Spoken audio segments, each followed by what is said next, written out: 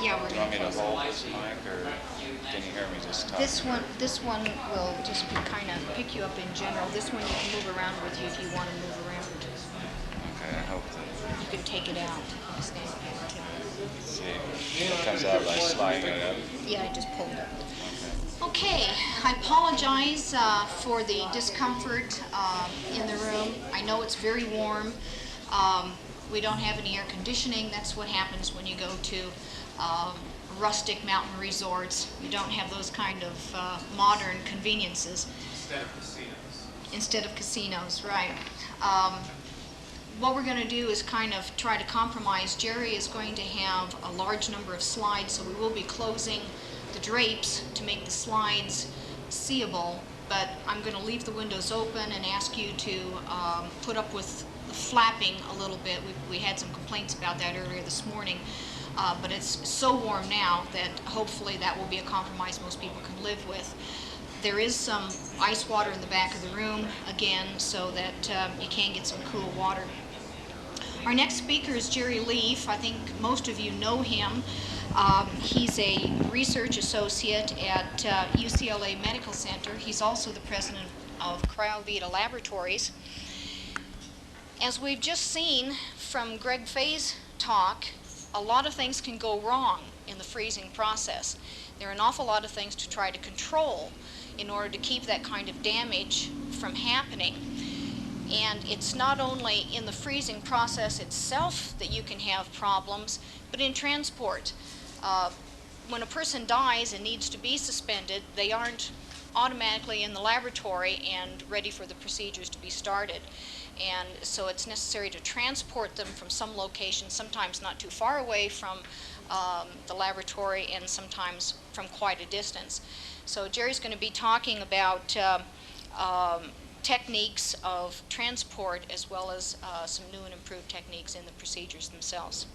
Jerry? Fred, do you have the slide advance? Slide advance, that's that thing over there. Just pick it up. There you go. Here's a mic.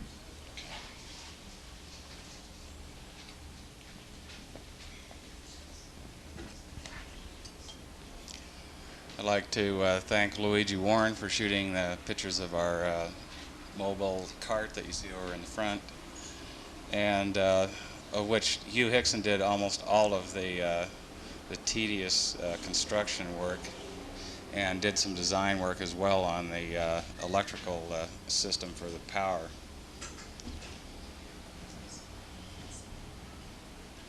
Could I have the first slide? Can you hear me okay?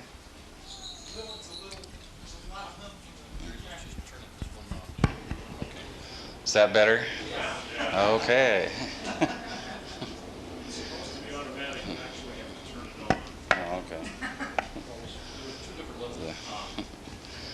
Well, you've seen me talk about cryonic suspensions before, and as part of ongoing consciousness on my part to keep people informed about what cryonic suspension is, I'd like to tell you about some of the changes that have occurred over the years and where we stand right now and what some of the importance of those changes are. Yeah, thanks. Okay. Just to reiterate, for those of you who haven't attended these sessions before or are not technically conversant with the various phases of what a cryonic suspension is, it consists of transport, which is picking the patient up in the medical center, in the home, wherever they happen to be at the time of clinical death, and getting them to a cryonics facility where they can undergo the necessary procedures that we hope will result in the preservation of their lives. Second phase is once they reach a facility, is undergoing a certain number of surgical procedures that are necessary to do the next phase, which is cryoprotective perfusion. This requires introducing cannulas and using roller pumps and other things. And lastly, the cooling down to the storage temperature for long-term storage and eventual reanimation, we hope. Taking these various phases of a suspension protocol one at a time, I have various comments to make about each one of them. The transport is mostly what I'm going to talk about because that's where the largest advances are at this time. The purpose of the transport protocol is to restore the blood circulation and pulmonary functions. To do this, we use HLR, heart-lung resuscitator, which is a device for sternal compression, and it also provides airway ventilation either by a face mask or through an endotracheal tube. We can also use an extracorporeal circuit, with i.e. a heart-lung machine, to provide both the circulation of the blood and ventilation of the or oxygen supply to the blood. We also use pharmacological treatment for the following purposes: to buffer the acidosis caused by circulatory arrest when the patient died, to prevent coagulation of the blood, which will occur as the blood becomes acidotic and ceases the circulation in the vessels, and to prevent edema, which is a consequence of the circulatory arrest and inadequate metabolic supply to the cells. And we use the technique of reducing metabolic demands by simply applying cold. Cold operates along what is called a Q10 rule, which means that for every 10 degrees temperature in centigrade that you reduce the patient's temperature or the cell's temperature, you get a 50% reduction in metabolic demands, which means that that these other processes of degradation as a result of circulatory arrest will be slowed, and as you apply the techniques of extracorporeal circulation or HLR support to the patient, it will reduce the requirements for metabolism so that you'll be more effective in the application of these techniques for stabilizing the patient's metabolic demands and therefore prevent injury to the cells.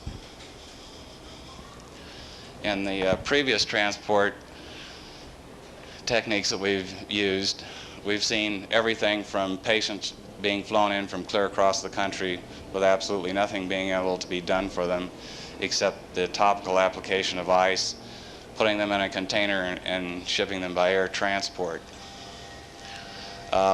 In some cases, there has been manual CPR applied by sternal compression, placing the hands over the sternum, and as you've seen in your Red Cross courses, by cooperating healthcare professionals.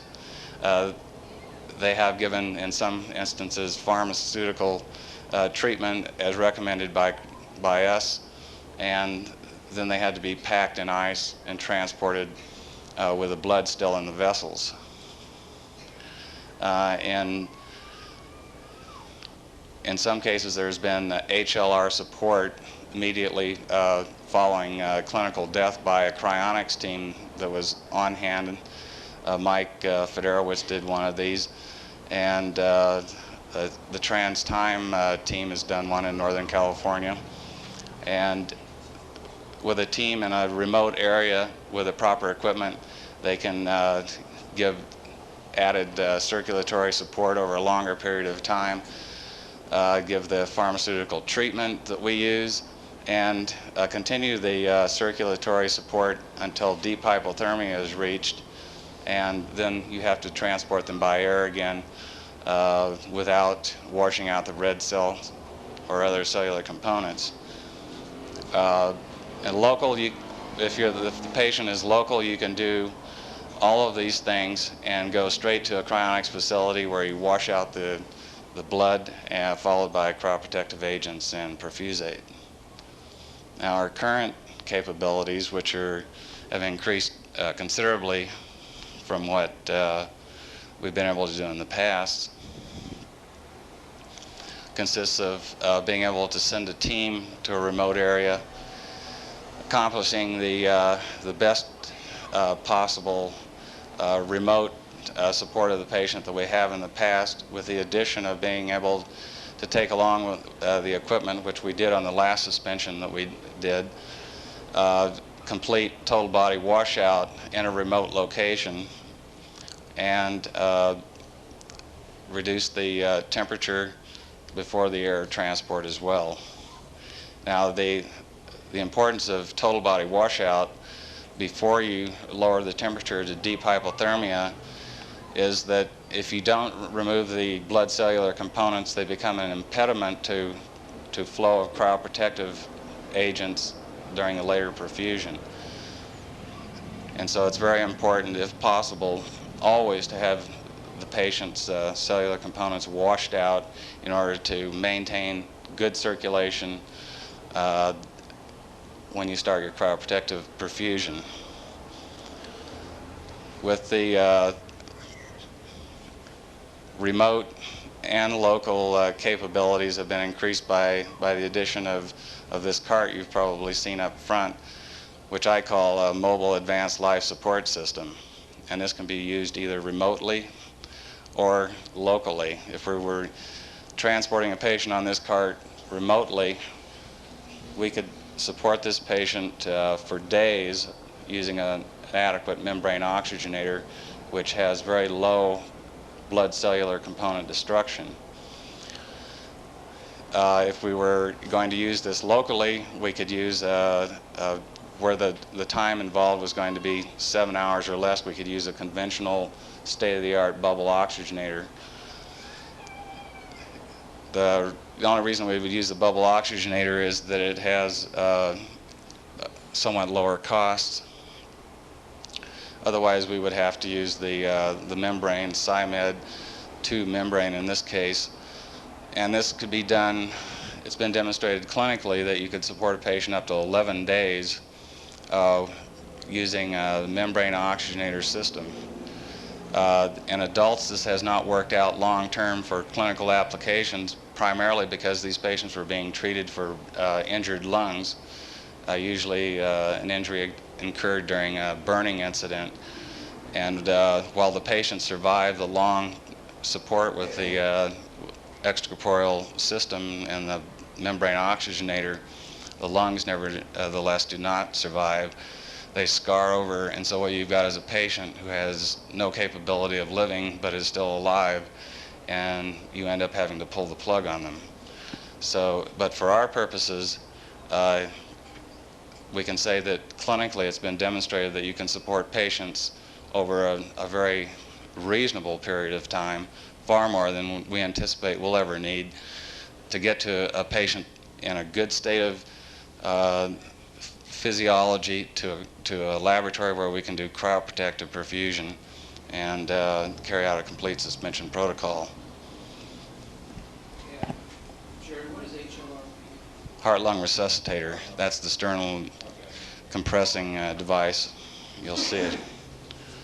This is the roller pump that we took along in the last suspension for a remote total body washout.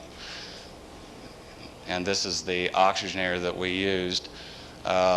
We would cannulate the patient femorally and circulate their own blood through using the pump through this oxygenator. And while we were supporting the patient's metabolism, we would be cooling them also. This has a built-in heat exchanger. And once we got them down to a low enough temperature, then we would do the total body washout.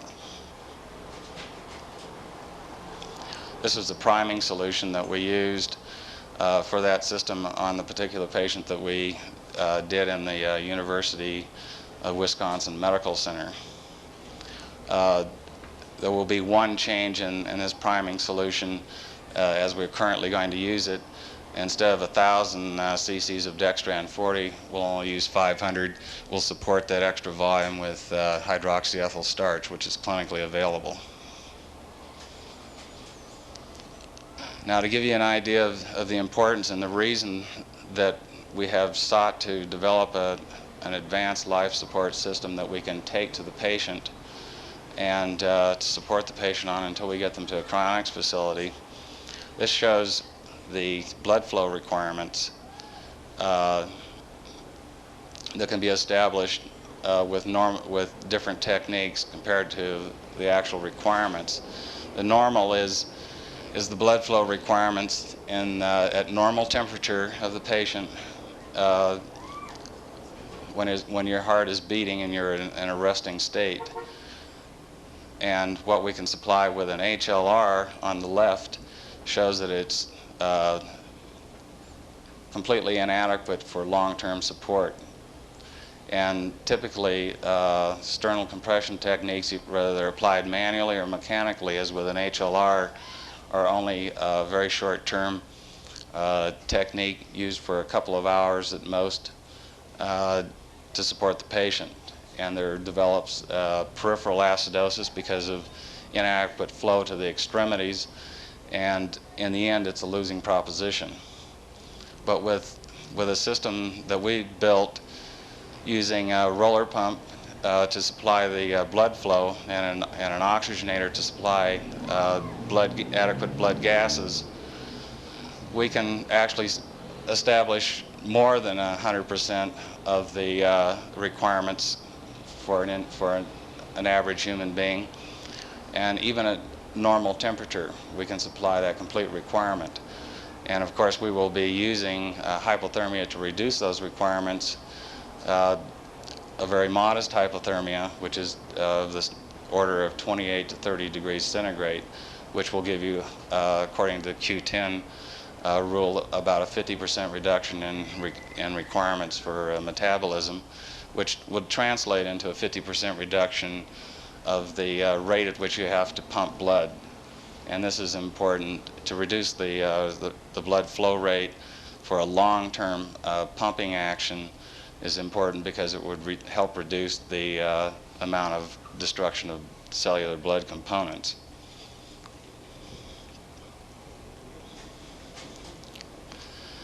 Another reason that we needed a system like this using an extracorporeal circuit, this is an old slide. Using an extracorporeal heat exchanger such as we have on this system, you can see that you can drop the temperature rapidly. Actually, we can bring the temperature down to where we want it in about 15 minutes using this mobile cart system. If you just use surface cooling techniques alone with the patient's heart beating and providing a diminishing cardiac output with lowering in temperature, it takes about 4 hours to get them, probably about 2 hours to get down to the temperature we're talking about. And I used to think that using an HLR there would only take you 7 hours with surface cooling techniques with that kind of circulation to get the patient's temperature down. But we've since had some practical experience in doing that, and we know that it takes as long as 12 hours to get a patient's temperature down where you want him. And this is absolutely and totally unacceptable. And we've known that since those experiences, which is another kick in the pants reason why we started developing something that would do better. Just to give you a little update on the using the mobile advanced life support system, we have been very stable on the pharmaceutical treatment that we're using, and I've gone over what these different agents are used for previously, and there's plenty of literature available on the tables here if you want to look into them today. But I just want to point out a couple of things that have been altered. As a calcium channel blocking agent, we're going to go to diltiazem, which is available now in an injectable form and is one of the 2 calcium channel blocking agents currently available that shows real improved specific neurological results in preventing injury to the brain. The other one, which is even somewhat better than diltiazem, is called nimodipine, but it is currently not available in an injectable form. So we will be using diltiazem, and until such time as the second generation of calcium channel blockers come along that are specifically designed for protecting the brain, and that looks like it's something that will happen. One of the changes that we made was due to a paper sent to us by Greg, in which they did a study showing that an agent like solumedrol, which is a corticosteroid, can cause structural changes in the brain if given after a significant period of ischemia, circulatory arrest. And in line with that new knowledge, after 5 minutes of circulatory arrest, which we consider totally unacceptable if we are present to pick a patient up in any case, and we do not expect to see that duration of circulatory arrest under ideal conditions. In the ideal conditions that we transported the last suspension patient under, we had far shorter time of circulatory arrest than that, approximately 2 minutes. And but if we do go beyond the 5 minutes, and this is conservative in accordance with the results of the paper. Actually, the paper showed, I believe it was 10 minutes of circulatory arrest, which was the injury model that they used. Is that correct, Greg? Okay. As I recall, it was 10 minutes injury in that paper, and so we're being very conservative here, and we're not going to be using corticosteroids if we have more than 5 minutes of circulatory arrest. This shows an overview of the mobile cart that we're using. In the foreground, you can see the heart-lung resuscitator, which is built into the system. What we did was Mike Federowitz found a company that we had been buying HLRs from that was discontinuing their use. It was an ambulance company, and they had this Travenol cart, which is about a $7,000 item, that had a built-in HLR, and they didn't want it anymore, so I traded in my Furno ambulance cot, which was just like theirs, for this unit plus a couple $100. And from there we built up the entire system, and I must say that it has turned out to be a fairly ideal basic unit to start with. This shows the basic circuit diagram for the extracorporeal circuit that we'll be using with this form of transport. In the long term, or the remote long-term support for vehicular transport from a great distance, we will be using a membrane oxygenator, and that's what this circuit shows. We'll be using simple venous cannulation, both for the artery and the vein, and we can get 60 centimeters of gravity drainage to the reservoir of the membrane oxygenator, which the height, the amount of drainage you can get is going to translate into the amount of circulation that you can provide. And we have special cannulas at UCLA that we use for this technique and emergency procedures in the operating room, which will provide us the kind of flow that we need, especially at 60 centimeters, which is slightly more than they're actually able to get commonly in the operating room. Then we have the pump picks up the unoxygenated venous blood from the reservoir and pumps it through the oxygenator. It's oxygenated using either 100% oxygen or a combination of 95% oxygen, 5% CO2, or as I'll state later, you can actually use air, which has, under normal conditions, about 150 millimeters of mercury PO2, which is, with a membrane oxygenator, is more than adequate, especially at low temperatures. This is the SciMed callable membrane oxygenator we're going to be using. It has a built-in heat exchanger at the bottom.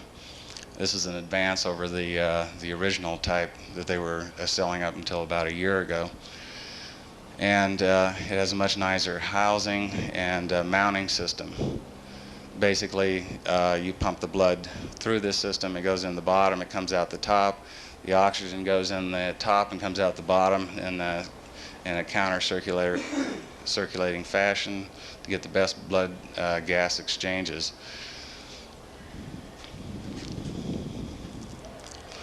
Now, going over some of the things that we have on the mobile cart, which fit into the drawers as well as being distributed over the frame itself. We have the Travenol 5090 HLR, which is commonly used in most places in cryonics and is a very good system. We have tools, test support equipment. We have a pH meter, which is important, I'll point out later.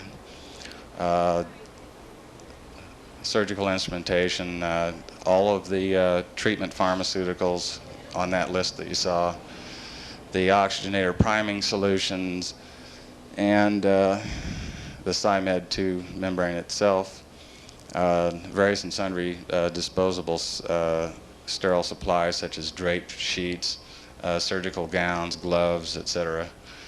And we have also a suction reservoir, which we found out on the last transport that we desperately needed in order to finish the surgical protocol, and it impaired us considerably, so we have put the suction reservoir in on this cart.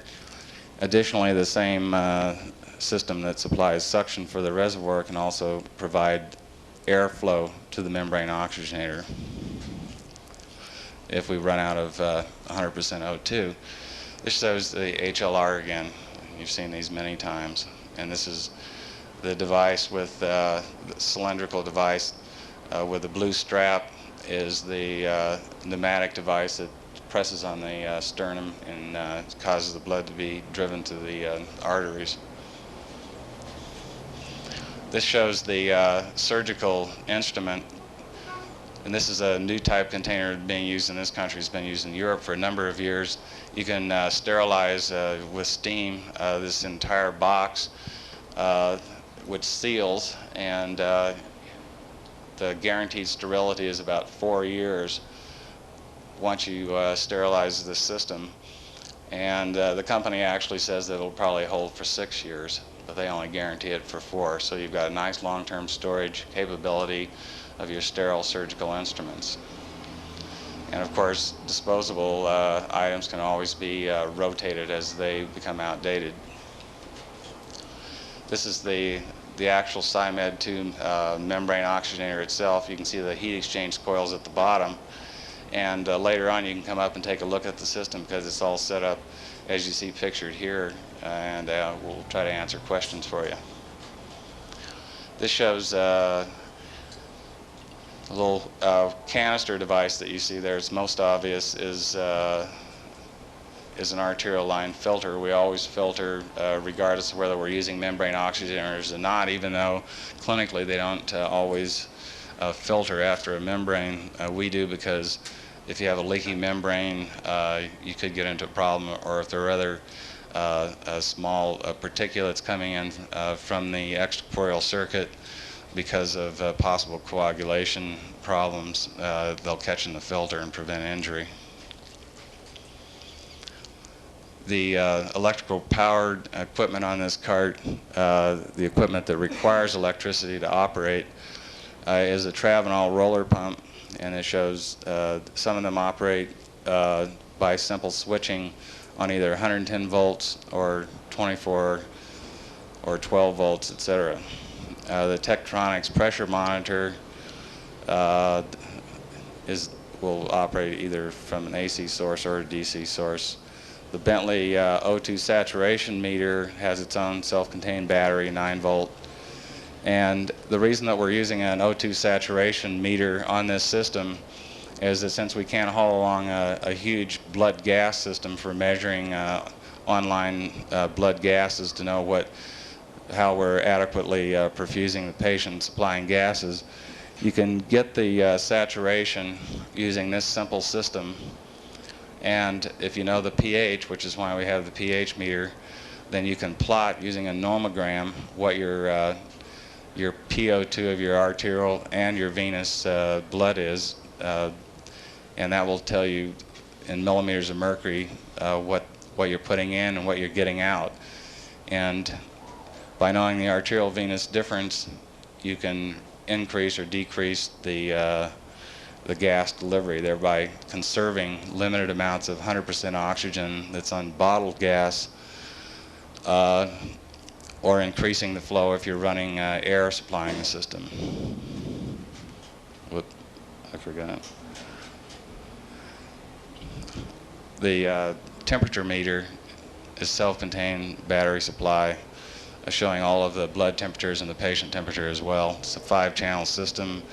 We have a water pump for delivering ice water to the oxygenator heat exchanger, and a suction and air pump. The suction for providing suction during the surgical procedure, and the air pump to provide atmospheric gas flow and oxygen delivery to the membrane oxygenator once our bottled gas supplies are low or we want to conserve them. We have the patient cooled.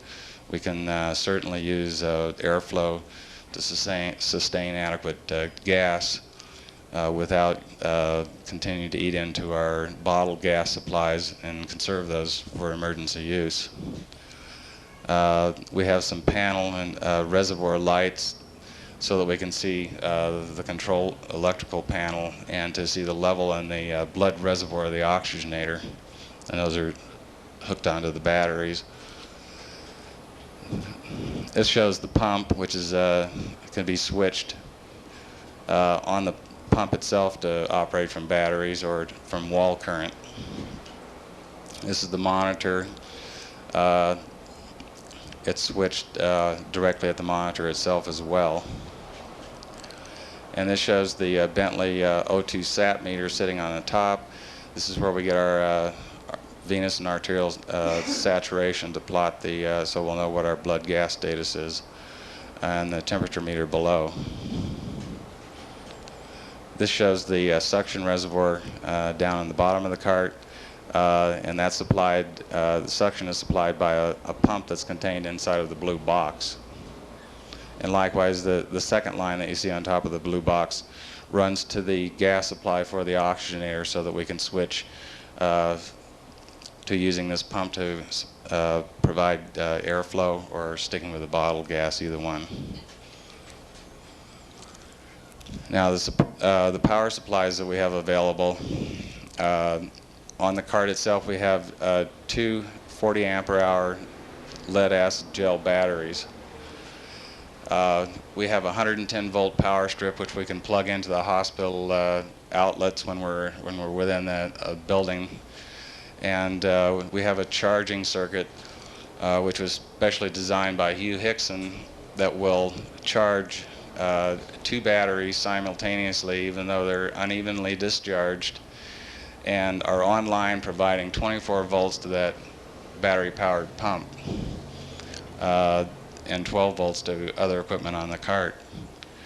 And we have, of course, the miscellaneous small batteries in the self-contained units like the temperature meter and the sat meter, etc.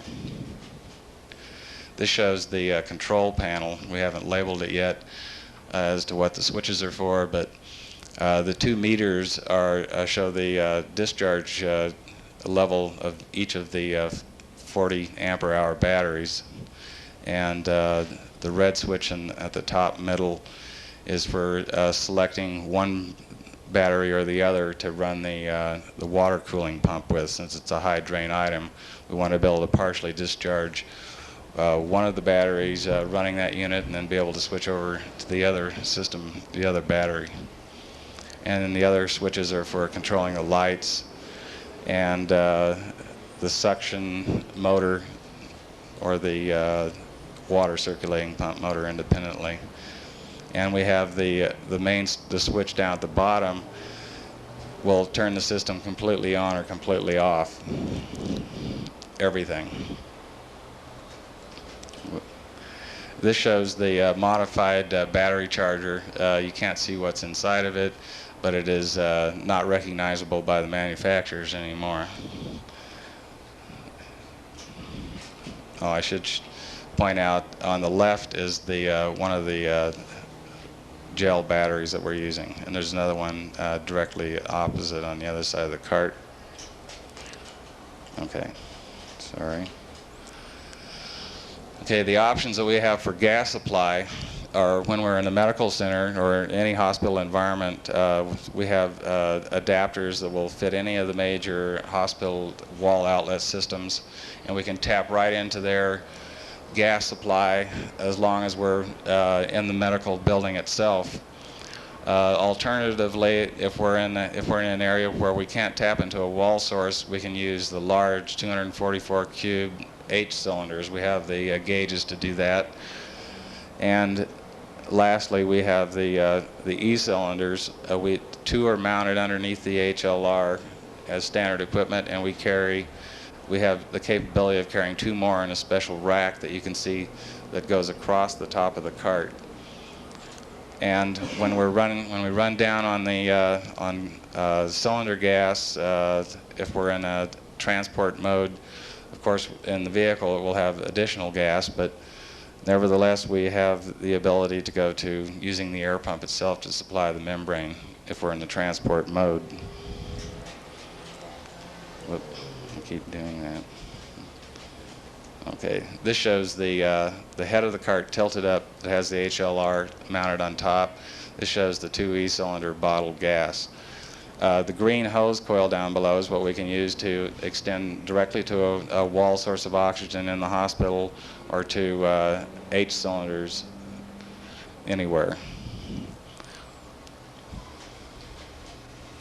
This shows the gas flow meters. That the green one on the left is what we use to control the cylinder gas distribution to the oxygenators. The other one is controls the air from the pump. As a coolant, we have the option of using an independent module that has 200 pounds of ice in it, or we can put 40 pounds of ice on the cart itself. 40 pounds of ice is more than adequate to remove the amount of heat that you would have to remove from a patient at normal temperature to drop them down well into the transport temperature range that we want, 28 degrees, easily. And we could even go further with 40 pounds of ice, so that has a lot of extra cooling built into it. And just once you get the patient cooled down, it would only, the circulation of the ice water would only be intermittent as needed, depending on ambient temperature and the tendency of the patient's temperature to start to drift back up. Okay, I think that pretty much covers it on the ECMO cart. Some of the other things that we've done in way of making changes in the surgical procedures that we're currently using, we used to use aortic cannulation and right atrial double venous cannulation. We've changed that to using a single cannula in the right atrium because of new designs that have come onto the market for doing open heart surgery. This cuts down your cannulation time for the venous side by 50%. You can put a single large cannula in that has two stages. One sits right at the in the right heart, and the extended portion of it, or the second stage, goes down into the inferior vena cava and collects the blood coming out from the rest of the body. In terms of doing neuropreservation techniques, we used to use bilateral carotid cannulation and bilateral jugular venous cannulation. This gave us really no control over losing perfusate into the rest of the body. It also required the insertion of 4 cannulas and increased the volume of the circuit and other things. With the current neuropreservation technique, we're putting a single cannula in the aortic root, just like we were going to do a whole body perfusion, except that we isolate the rest of the body from the aorta in such a way that when the perfusate goes into the aortic root, it distributes only to the 4 arteries that matter to perfusing the brain and the head region, and those are the carotids themselves and the vertebral arteries. When we used the old technique of carotid perfusion, this excluded 2 of the major vessels supplying perfusate to to the brain in terms of the vertebrals, so we lost ability to perfuse from not using the technique that we're currently using. And on the venous side, we just advance it up into the superior vena cava. We tie a snare around it to exclude the body, and then we also tie off the venous system that would bring drainage back normally from the upper extremities, the arms. So you exclude all your venous return except coming from the brain and the head region. And when we use this technique of neuropreservation, vascular isolation on the last patient, it was so clearly defined during the cryoprotective perfusion that you could actually probably draw a line around the patient's neck where you could see the dividing line between the cryoprotected skin area and the non-perfused, non-cryoprotected area. It was very good indication that this technique of vascular isolation really does isolate the whole body from the head. So we consider this to be a significant advancement for that technique. The other parts of the surgical protocol that weren't indicated there is that we do a neural burr hole in the patient's skull so that we can directly observe the brain. We continue to do that because that has turned out to be a good indicator of when we've gone as far as we can with cryoprotective perfusion by looking at the size of the brain.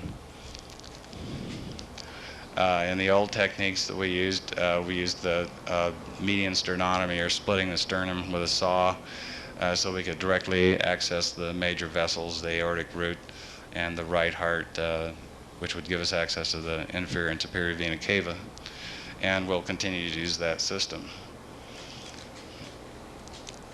This shows the old technique of using double venous cannulation. The two wire supported cannulas are the ones that were used then, and we'll be using the same number of cannulas but reducing it by one venous drainage cannula, so we'll only have an aortic perfusion cannula and one venous drainage cannula. And this shows the old technique of bilateral cannulation for the carotids and the venous system, using two different cannulas. So you've got 4 cannulas there for neuropreservation, and even with that amount of cannulas, you're losing 2 points of perfusion by not having the vertebrals in the system, and we're completely overcome that now. Looking at in the area of cryoprotective perfusion, we've done in the past unoxygenated perfusates, non-pulsatile perfusion, just using our standard roller pump. Sometimes we use a non-recirculating technique where you just increase your cryoprotective agent from starting out at 5% concentration of whatever it was, and usually in those days it was DMSO. And then you would flush the patient with a 5% solution, then you would bring in another batch of perfusate and flush the patient with a 10% solution and a 15% solution, etc., whatever you were doing, to your terminal concentration. And you had little control over the increase in cryoprotective agent going into the cells. It was simply presented with this enormous osmotic difference between cell and arterial concentrations, and some of the things that Greg talked about earlier were no doubt occurring. We think perhaps, in the examination of a couple of these patients that we did pretty well considering the techniques that we used. However, now we're using techniques where we are controlling the increase in cryoprotective agent much more carefully, looking at the difference between the arterial and venous perfusate so that we don't get too much drying of the cells and too much stress during the cryoprotective ramp, so-called. We're going to be using, well, We have changed from DMSO because of our experience with edema in the past, and we're currently using glycerol. These things have been touched on before. But one of the new things we're going to be doing is using pulsatile flow. The clinical literature supports in every way the possible benefits from using pulsatile flow, particularly with regard to certain organ systems like the brain. We're using hollow fiber oxygenators, using dialysis kidneys, hollow fiber kidneys for the actual oxygenator in the case of neuropreservation patients. This is going to reduce the cost for the oxygenator used on neural patients from $245 down to about $15. So that's a significant cost reduction has finally come out of technology. And I think I've touched on this particular point before. But when we're dealing with transporting patients, we're going to need a much more expensive oxygenator, a membrane type like the Cymed-2. But for the CPA perfusion, we can really cut down the cost for the neuro patients in that area. And we're currently using, of course, an animal-tested base perfusate, one which has the results of which were given at the cryobiology meeting in Wisconsin a couple of meetings back, and which we are soon going to be submitting to the journal for publication.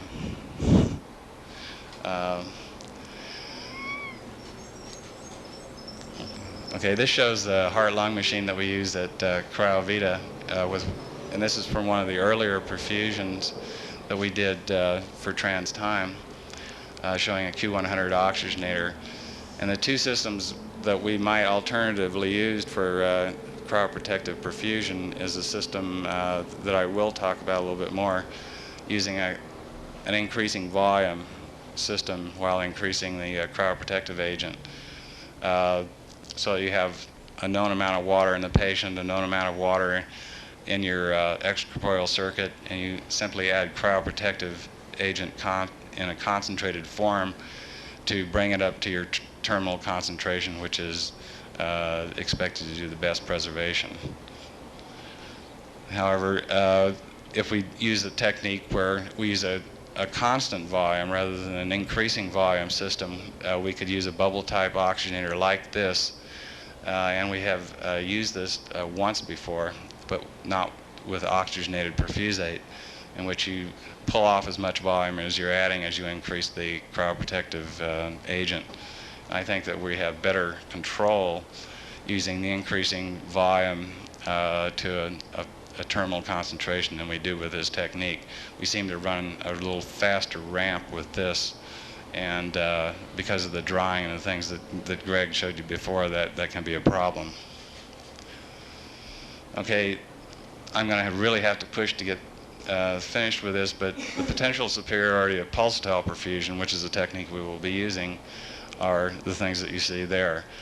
And the important point here is that you have decreased perfusion time, and this is going to be important due to the cryoprotective agent toxicity and the amount of exposure that the patient gets.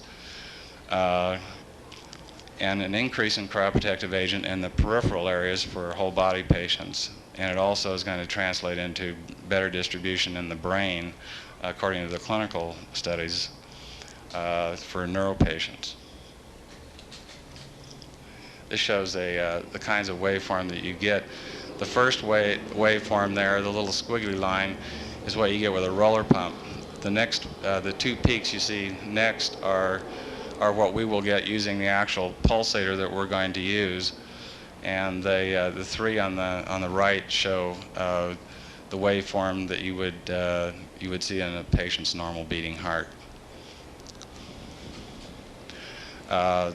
The reason that we're going to get better distribution of cryoprotective agents to the peripheral areas is the arms, legs, skin, other peripheral organs, is because of a reduction in systemic vascular resistance or peripheral vascular resistance. And this shows, these figures are from actual clinical studies of pulsatile perfusion. This shows a comparative difference in peripheral vascular resistance that we saw in 2 actual suspension patients that we did at Cryovita. And you can see that there's an enormous difference between the two. And this is related to the degree of injury, differences between the patient and so forth.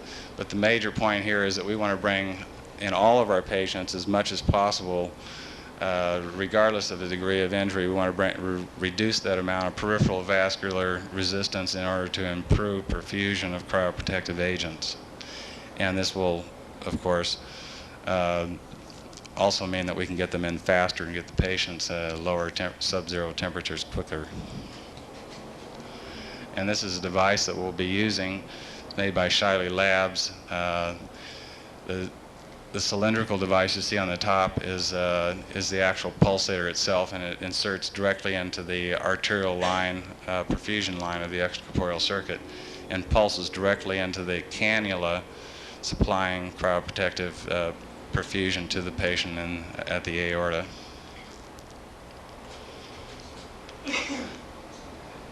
This illustrates a whole body extracorporeal circuit that we're currently going to be using the increasing volume technique.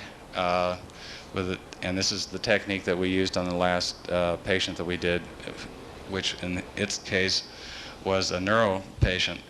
But the same sort of circuit will be used on a whole body patient. You have the concentrated cryoprotective agent in the reservoir on the left. It's added to the general venous reservoir by a pump as you increase your cryoprotective agent concentration and your ramp.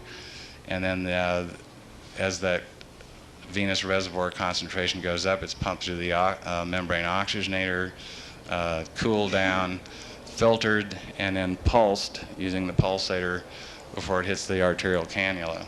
On the venous side of the circuit, up at the top, we have the 2-stage venous cannula represented on the one Y of that circuit. On the other, we have a left ventricular vent.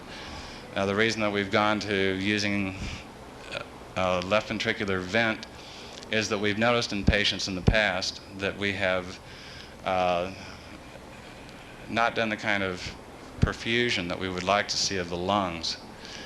And this was easily attributable to the physiologic status of some of these patients, because some of them had lung cancer and other pulmonary problems that would have easily constituted the kind of injury that would have prevented adequate perfusion of a very friable tissue like lung.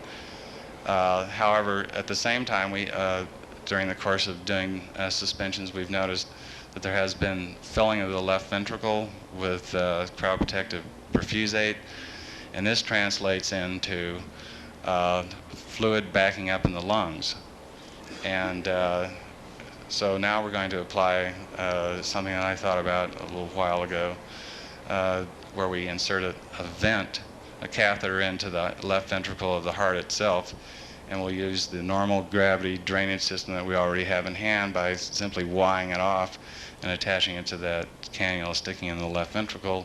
This will drain the left ventricle, which will pick up the fluids coming in from the lungs and give the lungs a better chance to be adequately perfused without creating hydrostatic pressures that are unphysiologic. This shows the small pump that's used to add the concentrated cryoprotective agent during the last suspension that we did. Now, this is a conclusion slide that I used on a past presentation, but I think it covers some of the things that we talked about here. We're going to use controlled surface cooling, which I won't go into. ECMO transport is now possible, and so we definitely will be using that. And I won't go into why we wash out the body at 16 degrees, but we will be doing that. And oxygenation for metabolic support. Cryoprotective agent perfusion is done at not as you imagine at 0 degrees or some temperature of that sort, because the kinetics of cryoprotective agents are such that you cannot adequately get them into the cells using vascular perfusion unless you do it at a higher temperature. And we are going to be using and have used a higher temperature than we did in the past to get better cryoprotective perfusion. We did establish that the glycerol as a cryoprotective agent crosses the blood-brain barrier, and we will continue to use brain size as an endpoint determinant for cryoprotective perfusion. I've got less than zero time left, so I will cover this quickly. But previously we used dry ice and isopropanol to cool the patient's whole body or neural. And a Dewar was used to cool whole body patients and neural patients by simply adding liquid nitrogen and gradually cooling down the patients. Current techniques that represent advances over this are using a silicone fluid, which has very low toxicity and will not freeze exchange with the patient at the dry ice temperature, as was a danger and something that really occurred in patients using the isopropanol alcohol. And another technique that is currently only available for neuro patients is using a better controlled cooling technique where you add liquid nitrogen into a large Dewar and you actually immerse the patient slowly in vapor. And since the vapor temperature is stratified in these huge Dewars, you can achieve a much slower rate of cooling and a much greater degree of control. This is one of the trans-time containers that we used previously for cooling patients, and a similar kind of container would be used now, except that we would use for whole body patients, except that we would use the silicone material instead of alcohol.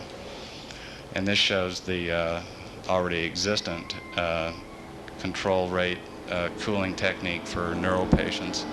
And eventually we hope to develop systems where we can control whole body patient temperatures down to down to the storage temperature that we will be using, using gases that are cooled and blown over the surface of the patient. But that's something that remains beyond our capabilities at present, and it's something that we have to do, more homework we have to do in the future. That's it.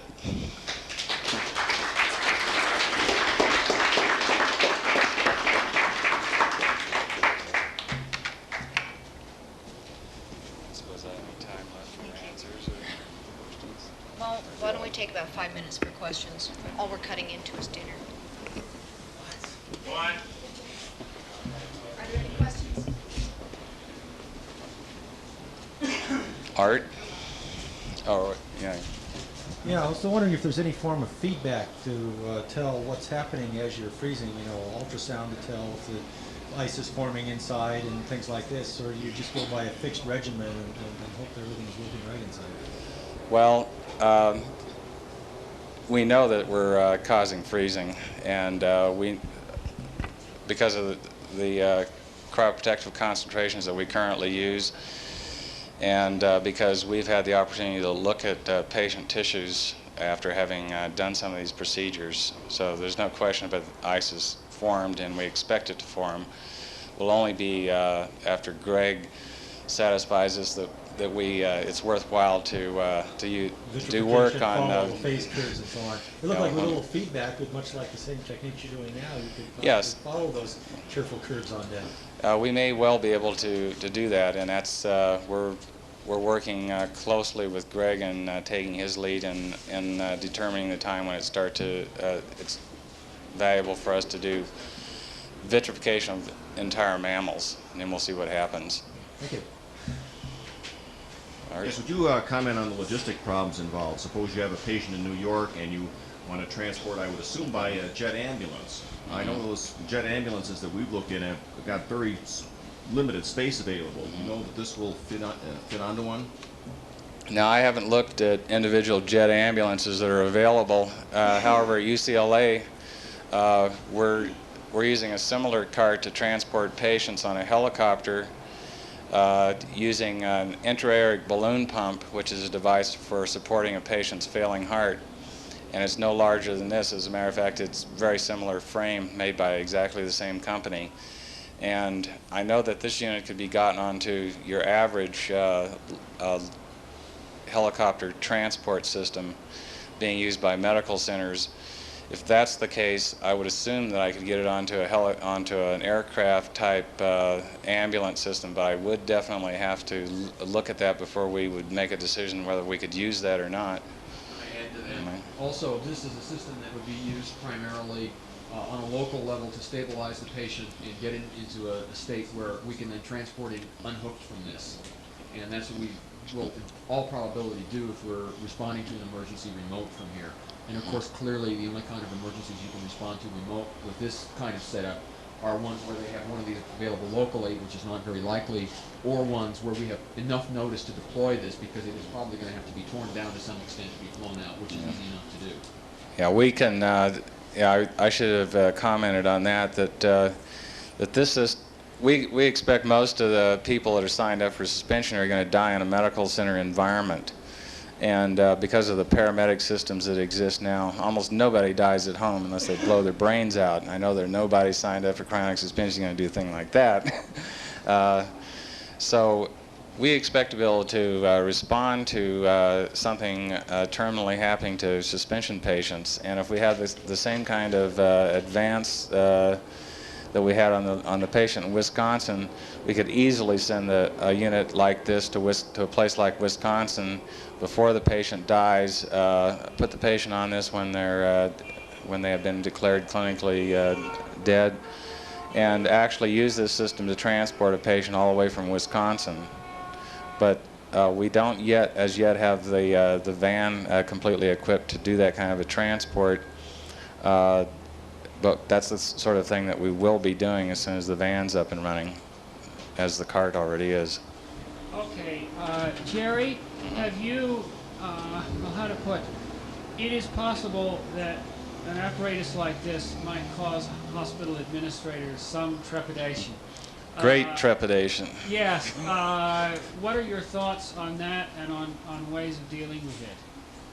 On the cost of building these units, you mean? Not the cost or, of users okay. building the unit, but of dealing with a hospital administrator in a hospital, let's say. Okay. Well, actually, if you're going to go to deal with someone. Okay. Actually, I think that if you go into a big university medical center like Wisconsin, like we did, they're going to be sending people down to look at this because they don't have one, and they'd like to have one. And there are probably only 3 major university medical centers in the country that can sport this kind of equipment and do what this equipment can. And I don't think anybody has one as small as this is. I think that in a major medical center environment, people are going to be impressed. In a smaller community hospital environment, you're going to be way over their head. But they're nevertheless going to see what you've got, and I think they're going to have more respect for you for a system like this going down their hallway than they will for a guy carrying a cart full of trunks and an HLR thrown onto a patient and the cylinders dropped on the bottom of a regular ambulance cot. If I can respond to that too, based on personal experience with this. Look, we've gone into medical centers on a couple occasions with a trunk full of, equipment, a heart-lung resuscitator and other stuff, and coming, just dropping in there out of the blue. We've gotten away with that. They've allowed us to hook up to their wall oxygen, to couple the unit to the patient, transport the patient from their facility. We've gotten away with that. In fact, often nurses will help because they're interested in able to watch what's going on. I think the key issue here is going to be the same one it was in Wisconsin. Is this a medical procedure or is this something crazy? We hope that they decide that it's something crazy, because If it's a medical procedure, then the ethical review committees and the various bureaucrats inside the institution are going to have to decide whether this meets their criteria for experimental protocol in people.